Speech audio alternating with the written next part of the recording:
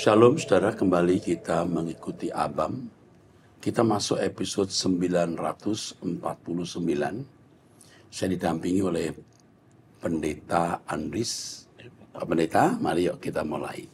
Baik, pertanyaannya Pak dari pria usia 58 tahun sudah menikah dari Duren Sawit, Jakarta di Jemaat Rehoboth. Shalom, apakah kalimat dalam Ulangan 31 ayat 9 sampai 13 dan Markus 13 ayat 10 yang menjadi pertanyaan saya, apakah kedua ayat ini ditujukan untuk penginjilan dan bahan khotbah? Dengan arti Taurat dan Injil harus dibacakan dan diperdengarkan secara bersamaan. Dan jika benar, seharusnya dalam kedua ayat tersebut harus diberitakan secara bersamaan karena keduanya adalah firman Allah. Namun bagaimana jika salah satu saja, sedangkan Alkitab mengatakan demikian? Oke, yang pertama kita harus tahu apa yang dimaksud dengan Taurat itu. Ya. Taurat itu dari kata Torah yang artinya hukum. Di dalam Torah ada 3 muatannya. Yang pertama Dekalog, 10 perintah Allah. Yang kedua Misipatim, ini memuat undang-undang sipil. Dan Hukim, yaitu memuat undang-undang ibadah. Taurat itu untuk bangsa Yahudi. Ya, terutama Misipatim dan Hukim, yang itu tidak bisa dikenakan untuk siapa-siapa. Ya. Jadi hal-hal yang mengatur kehidupan sehari-hari, Misipatim, dan cara seremonial bangsa Israel tidak bisa dikenakan untuk bangsa lain. Tetapi 10 perintah Allah atau Dekalog itu berlaku sampai Tuhan datang kembali. Karena dari Dekalog itulah kita dapat menemukan standar hidup orang yang bersosialisasi dengan sesama secara benar dan baik. Nah, kalau Injil itu kabar baik yang memuat berita tentang keselamatan dalam Yesus Kristus, di mana orang yang percaya kepada Tuhan Yesus dan harus hidup seperti Yesus hidup, diselamatkan. Injil tidak bisa dibacakan bersama-sama dengan Taurat seperti di Ulangan pasal 31. Ya. Injil justru melengkapi, menyempurnakan hukum Taurat. Ya, hukum Taurat itu intinya 10 perintah Allah tadi itu diringkas menjadi 2 hukum, kasih Tuhan Allahmu dengan segenap hati, segenap jiwa, akal budi dan kekuatan, dan sesama manusia seperti dirimu sendiri. Hukum Taurat ini dikenakan di dalam hidup orang percaya yang disempurnakan. Bagaimana mengasihi Allah yang sempurna, lebih dari bangsa Israel, yang standarnya Taurat, yang di breakdown dalam Misipatim dan Hukim, dan mengasihi sama seperti diri sendiri. Dalam kehidupan orang percaya itu memiliki kualitas yang lebih tinggi karena Yesus mengajarkan menyerahkan nyawa untuk saudara. Jadi Injil itu sebenarnya penyempurnaan Taurat. Jadi tidak perlu membaca Taurat lagi. Injil sudah cukup. Oke? Jelas nggak? Jelas, Pak. Tidak perlu dibaca ulang. Ya. Oke, teruskan. Selanjutnya wanita usia 39 tahun sudah menikah. Ini dari Dairi, Sumatera Utara. Yang mau saya pertanyakan, saya punya pergumulan dalam rumah tangga saya. Saya seorang PNS dan suami saya selalu cemburuan. Bahkan menfitnah saya yang aneh-aneh. Bagaimana ya mengatasi semua ini? Saya sudah putuskan untuk gugat cerai suami saya. Apa yang saya lakukan, Pak Pendeta? Mohon petunjuk dan bimbingannya. Terima kasih. Yuk, Anda sudah putuskan untuk gugat cerai, tapi sudah cerai belum ini? Suamimu memfitnah kamu aneh-aneh itu mungkin ada dasarnya, mungkin. Ya. Sebab kalau dia melihat ada sedikit asap, dia berpikir ada api. Ya. Jadi mungkin dia melihat ada sesuatu yang membuat dia cemburu. Sehingga apa yang dia kemukakan itu sebenarnya tidak aneh. Dia punya dasar. Yang kedua, mungkin benar-benar aneh. Sebab dia punya motif tertentu. Dengan memfitnah itu, ada hal yang dia juga lakukan di belakang. Bisa saja. Tetapi kita tidak mau menduga-duga yang negatif. Nasihat saya diam saja. Biar Tuhan yang beracara. Punya anak nggak tuh? Sudah Pak, sudah menikah tapi tidak Belum jelas ya diterang. Iya, anak. tidak keterangan. Kalau sudah punya anak, mestinya kamu tidak mengusahakan cerai. Kamu bertahan karena anak tidak ingin mama papanya itu cerai. Jadi usahakan untuk tidak cerai, kamu diam saja menunggu pembelaan Tuhan. Ya. Yang penting kamu benar-benar bersih. Benar-benar kamu tidak punya kesalahan. Oke, teruskan. Ini selanjutnya dari pria 48 tahun, Iya, menikah, tinggal di Jakarta. iya. Shalom Pak Erastus. Pak, saya sangat mengagumi Bapak dengan roh doanya yang kuat. Dan firman Tuhan yang Bapak khotbahkan, hampir semua saya ikuti. Hampir semua saya dengar, saya menangis. Saya ikuti langsung dan YouTube. Saya bisa dengar berulang-ulang dan saya masih nangis. Karena khotbahnya sangat memberkati saya dan mengubah karakter saya. Pak Erastus, yang saya mau tanyakan, apakah saya salah jika saya pindah gereja? Karena gereja saya khotbahnya tidak menggoncangkan batin saya. Dan saya merasa saya jadi tidak bersemangat cari Tuhan. Tapi kalau saya dengar khotbah Bapak Erastus, iman saya bangkit dan menyala-nyala lagi Pak. Kayak didorong kuat untuk mencari Tuhan. Mohon diinfokan Pak, kalau sudah tayang, saya sangat membutuhkan jawaban Bapak. Oh iya Pak, boleh saya usul, tapi maaf kalau lancang. Ini saat menulis hanya terbeban saja. Pak, dibuat halo telepon 24 jam untuk ngobrol dan curhat masalah kehidupan serta untuk didoakan. Ini terlintas saja Pak, bertepatan berita 4 orang bunuh diri di apartemen Penjaringan. Oke, karena dunia itu terus Oh ya, sorry. Karena dunia semakin jahat, mereka tidak tahu harus curhat ke siapa.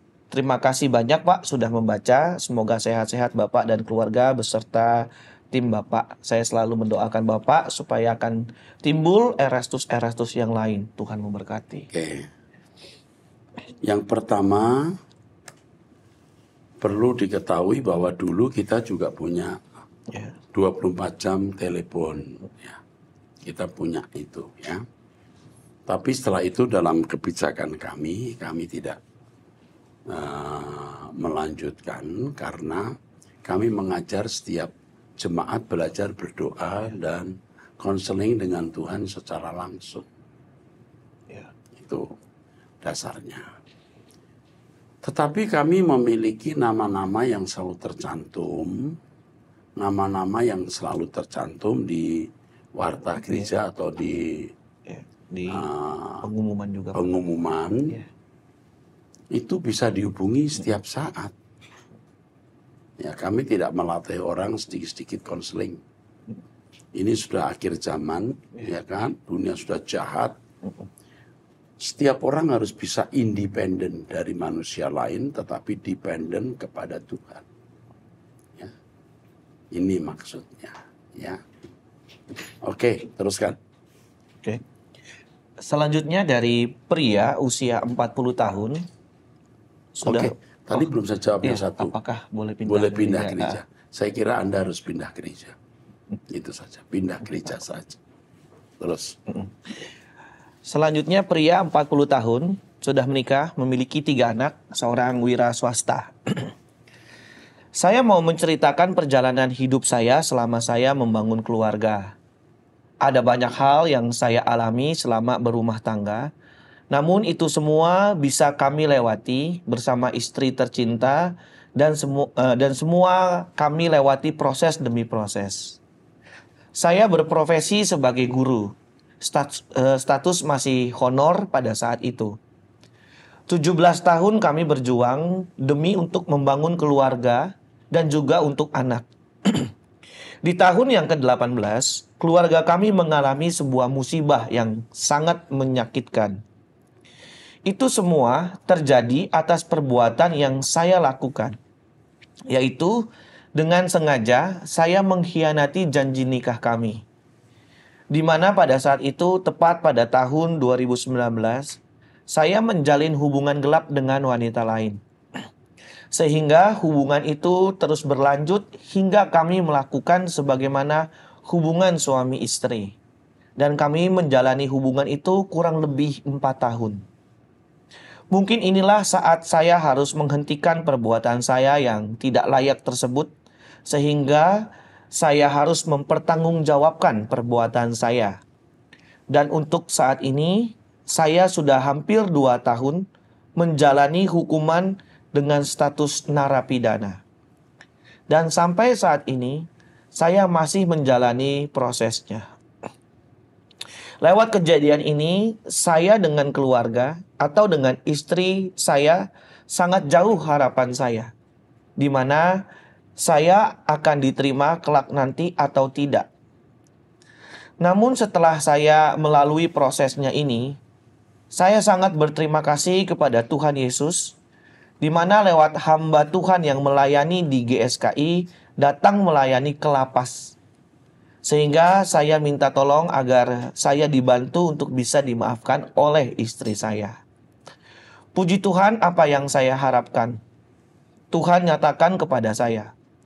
Sekalipun hanya lewat telepon, tapi itu sudah saya syukuri. Dan saya memohon kepada hamba Tuhan, Bapak Pendeta Erastus, bantulah saya, Pak. Bagaimana supaya saya nanti setelah bebas dari lapas ini menjadi pengikut Kristus. Dan saya sangat merindukan sebagai hamba Tuhan.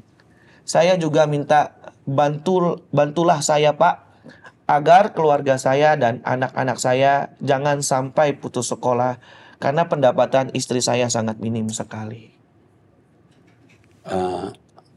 Apa yang ditulis oleh pria ini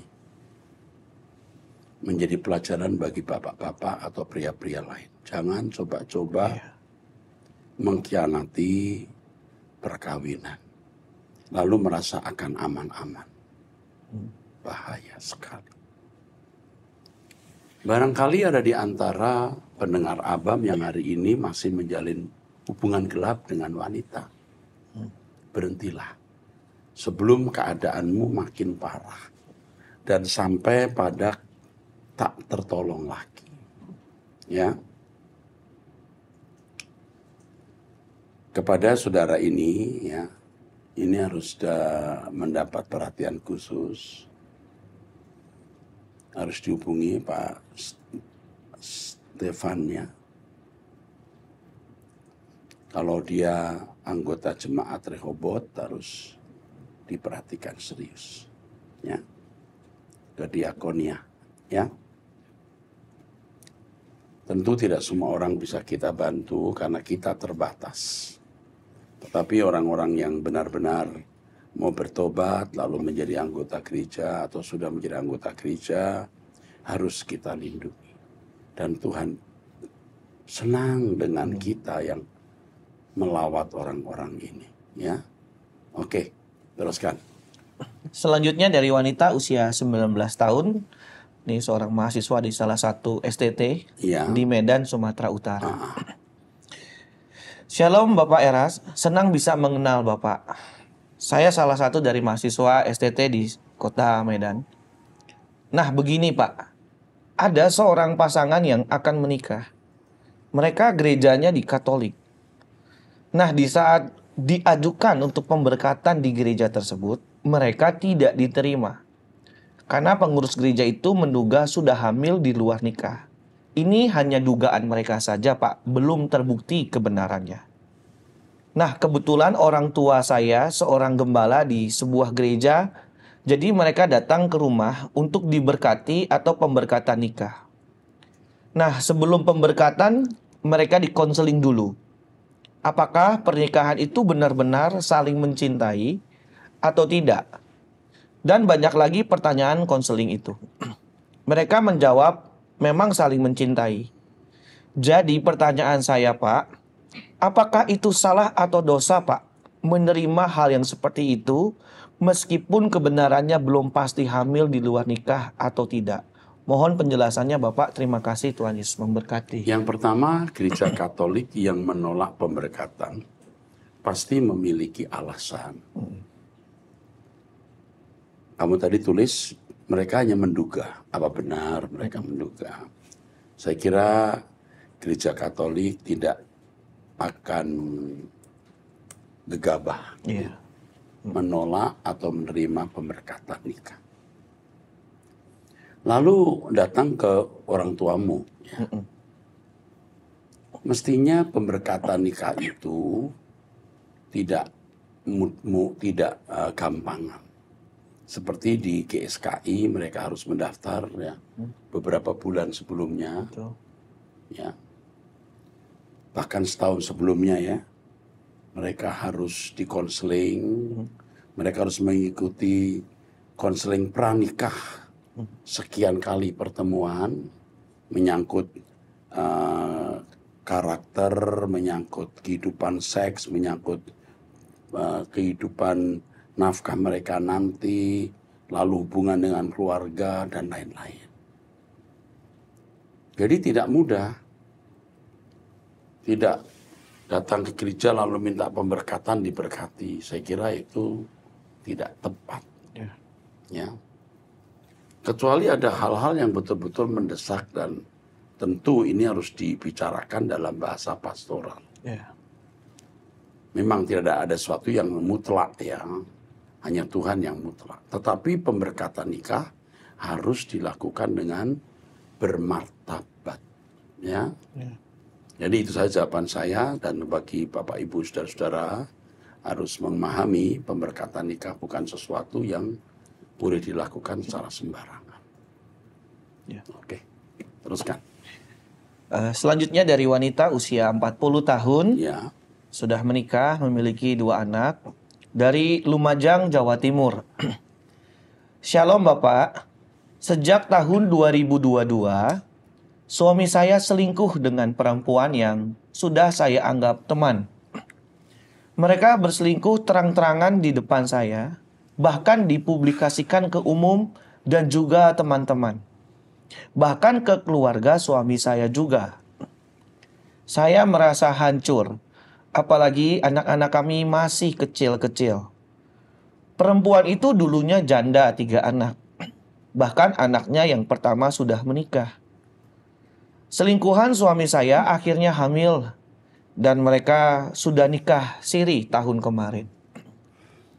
Suami saya sharing ke pendetanya, dan pendeta tersebut yang menyarankan suami saya untuk bertanggung jawab dengan cara menikahinya dengan alasan hanya tanggung jawab ke bayinya. Stop, pendeta ini salah.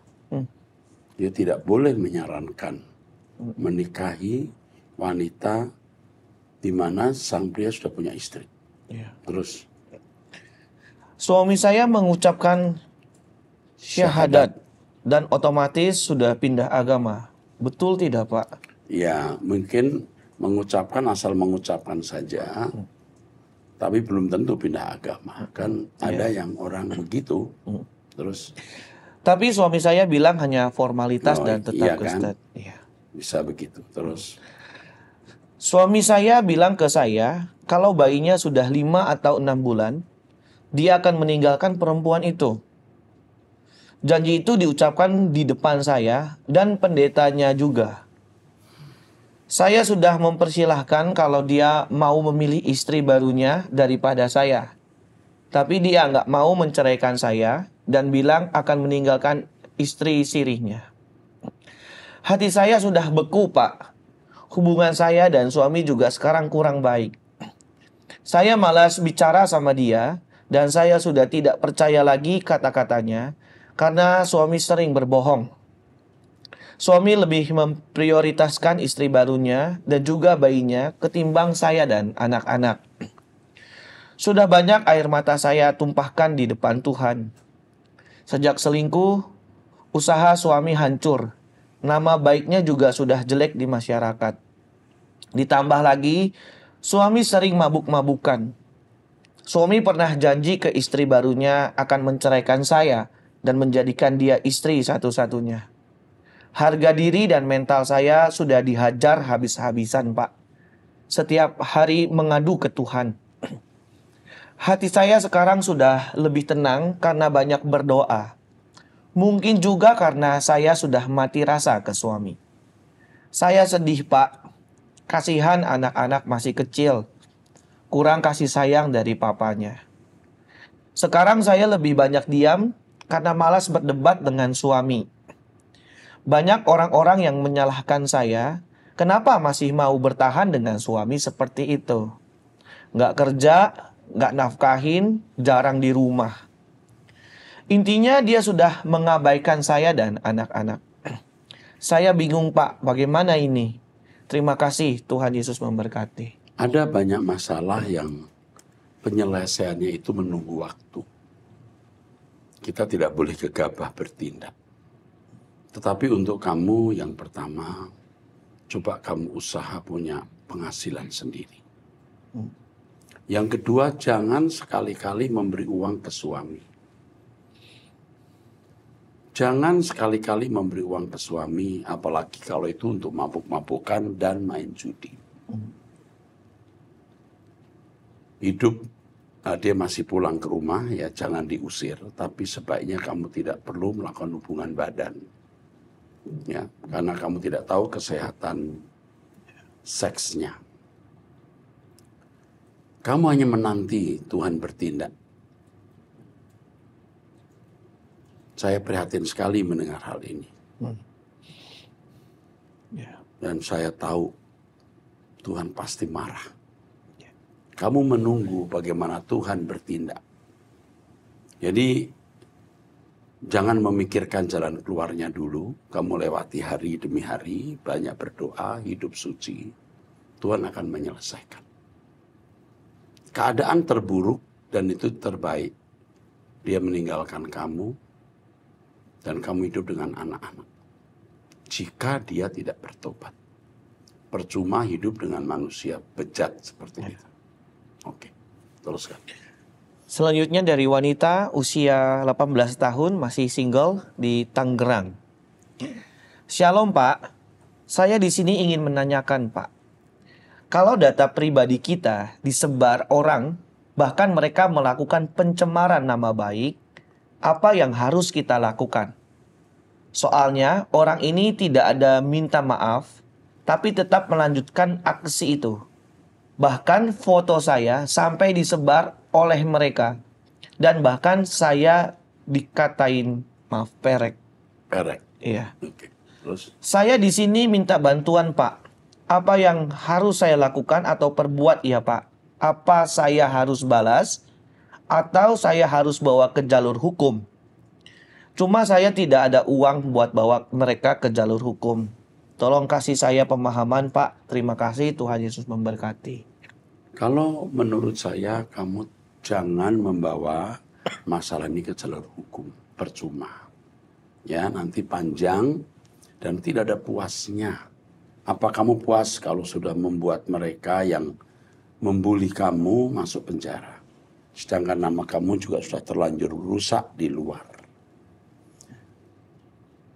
Bantuan hukum saya bisa bantu, tapi bukan untuk menuntut balik. Pengalaman seperti ini tentu juga sudah saya alami. Suatu hari ketika saya dalam keadaan tertekan karena masalah sama seperti yang kamu alami, ada suara Tuhan yang saya dengar di mobil. Kalau aku tidak bisa mengurai kekusutan ini, aku bukan Allah. Jadi itu yang membuat saya tenang dan tidak melakukan class action, ya, menuntut balik. Nggak usah. Kamu diam, Tuhan akan memperbaiki, membela, menyelamatkan nama baikmu. Kalau kamu memang milik Tuhan. Jadi apa yang dikatakan temanmu itu justru menyelamatkan kamu. Supaya ke depan kamu tidak pernah menjadi perek. Ya kan? Yeah. Jadi sudahlah, ampuni dia. Dan kamu lihat nanti. Kamu lihat. Jadi apa orang itu? Kamu lihat. Tuhan pasti bertindak. Tentu kita tidak mendoakan dia supaya dicelakai Tuhan. Tapi serahkan pembalasan ke dalam tangan Tuhan. Oke, teruskan. Selanjutnya dari wanita usia 48 tahun di Cianjur. Shalom Pak Eras dan tim Abam. Terima kasih atas penjelasannya di Abam 935. Dari yang saya tanyakan, biar boleh menjadi kekuatan bagi saya dan keluarga, serta diberkati setiap pelayanan Bapak dan semua tim Abam. Kembali kasih dan senang kalau jawaban kami menjadi berkat bagi penanya Abam. Oke, teruskan. Selanjutnya wanita 38 tahun, masih single di Jakarta. Shalom Pak Erastus yang terkasih dalam nama Tuhan Yesus. Saya yang dulu pernah WhatsApp yang mukanya berjerawat parah Pak.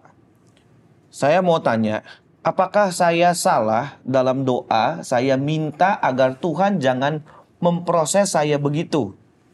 Saya tidak sanggup menjalani proses dari Tuhan ini Pak. Dan apakah Tuhan memaksa orang untuk mengikuti prosesnya sedangkan saya tidak kuat? Terus terang Pak, kadang saya kecewa sama Tuhan. Setiap hari saya minta kesembuhan wajah. Pagi, siang, dan malam. Doa saya hanya untuk minta kesembuhan wajah saya saja. Sebentar.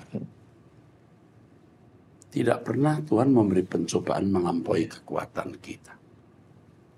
Di balik keadaanmu ini, ada yang Tuhan lakukan demi kebaikanmu.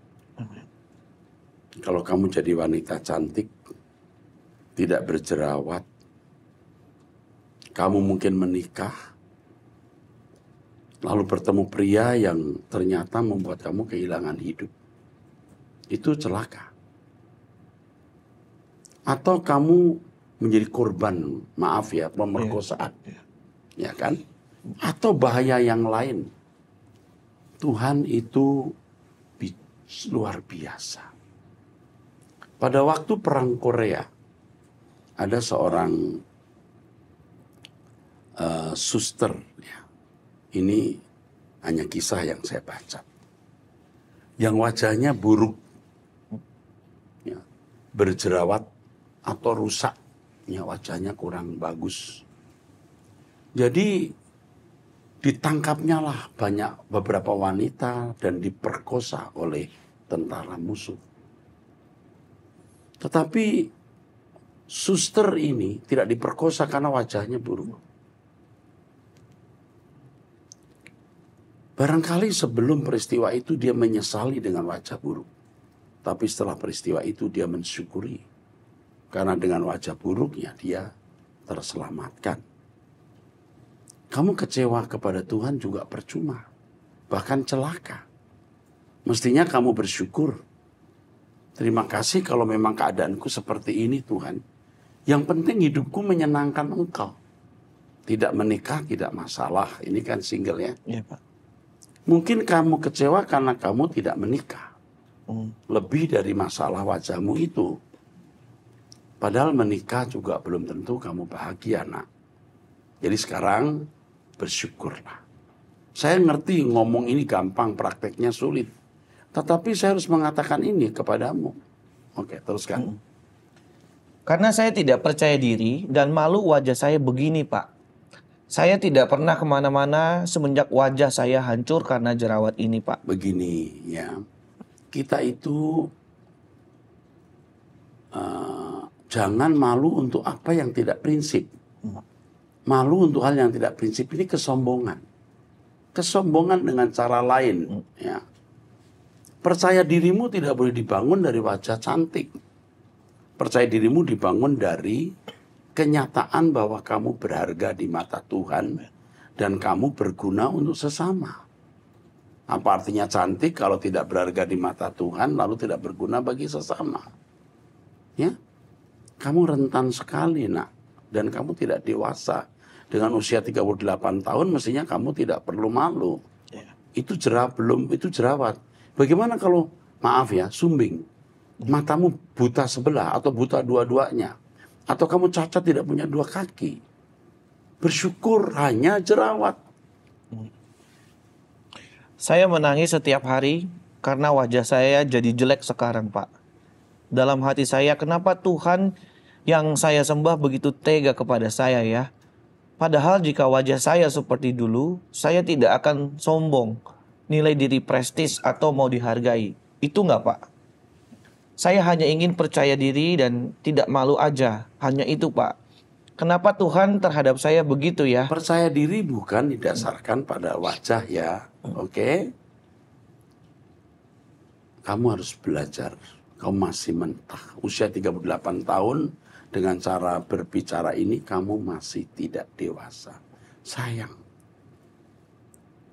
Ya, kamu tuh mau mencari nilai diri dari kecantikan. Iya.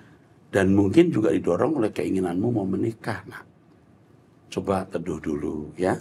Ikut doa pagi. Dengarkan Truth ID. Kamu masih bisa sembuh. Di dalam nama Yesus Kristus kamu bisa sembuh. Tapi kalau kamu marah dan kecewa kepada Tuhan seperti ini, kamu melecehkan Tuhan. Masih bisa sembuh. Kamu bisa berobat ke dokter. Yang pernah saya dengar jangan banyak makan telur, ya kan?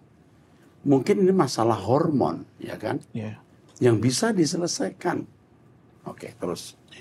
Sekian banyak orang di dunia ini, kenapa mesti saya ya yang kena proses semacam ini? Oh, banyak yang lebih parah dari kamu, nak. Umur 30 tahun sudah botak. Cantik sebenarnya, tapi botak. Lalu badannya ini menciut. Karena stadium kanker yang berat terakhir.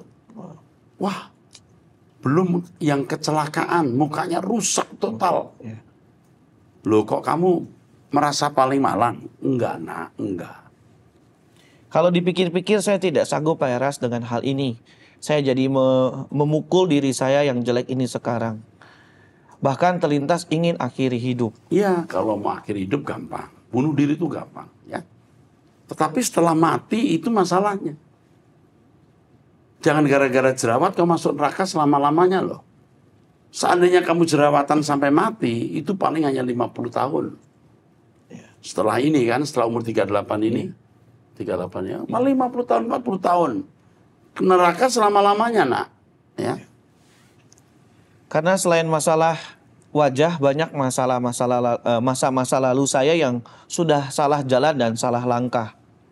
Yang setiap saya teringat, saya menyesal dan hidup saya sekarang tragis. Makanya bertobatlah. Nah, ya. Terus. Saya juga tidak punya pasangan hidup.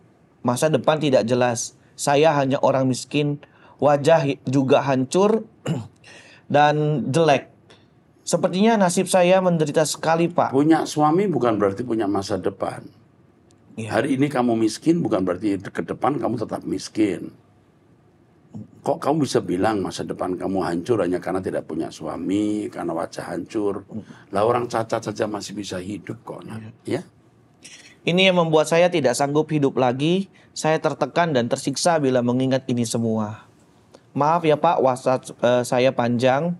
Saya hanya ingin minta tanggapan Bapak tentang masalah saya di atas. Saya harus bagaimana supaya hidup saya bisa lebih baik. Ini sudah saya jelaskan ya. Kalau kamu nggak nurut, sulit menemukan nasihat seperti ini. Ya, jalani dan nikmati apa yang bisa dinikmati. Bisa. Nikmati apa yang bisa dinikmati. Semoga Pak Eras dan keluarga diberkati selalu oleh Tuhan Yesus dan dapat memberkati kami lewat kebenaran-kebenaran firman yang terus disampaikan. Tuhan Yesus memberkati Bapak dan keluarga. Kiranya Tuhan menolong wanita ini, memberi kekuatan, penghiburan dan hikmat agar bisa melewati hari-harinya yang berat. Amin. Tolonglah Bapa dalam nama Yesus Kristus. Amin. Amin. Oke, kita akan lanjutkan di episode 950 ya, di episode yang akan datang. Sampai jumpa, Tuhan memberkati.